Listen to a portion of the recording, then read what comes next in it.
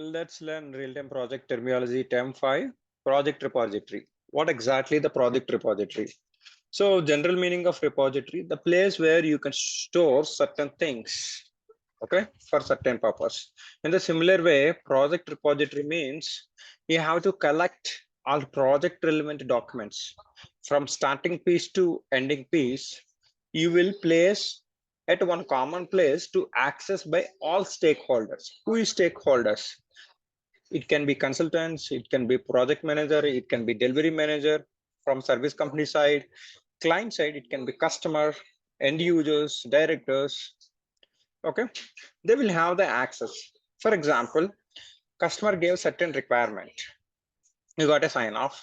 The requirement document will be uploaded in one place, one common folder. You can able to say that. But why can't we keep it in certain particular system?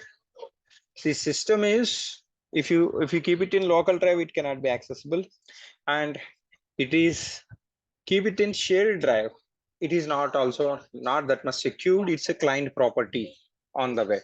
Okay, so project repository is the place where you can able to store your project documents. If you are a functional consultant, then you can able to access technical specification, functional specification, and blueprint and scope documents as is and to be, and these kind of all the stuff, test documents, everything will be shared at one place. Example, SharePoint. This is what I have seen, Microsoft SharePoint. This is quite popular, and it is widely used by all organizations as a repository to store all the documents. Space is also one kind of repository that I have seen in my project. And in my current project, they're using, apart from SharePoint, they're using Teams also to upload and share the documents. Teams also, you can able to create a folders and you can able to use it as a common repository. Like that, so many cloud applications also there. So that means the place where we can able to store the project documents is called project repository. Okay. Thanks for knowing this.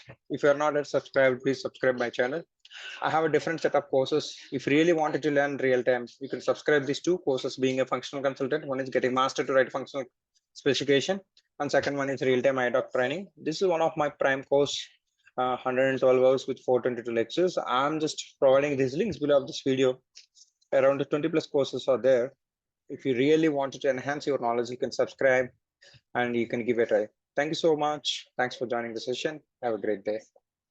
Jai Bharat.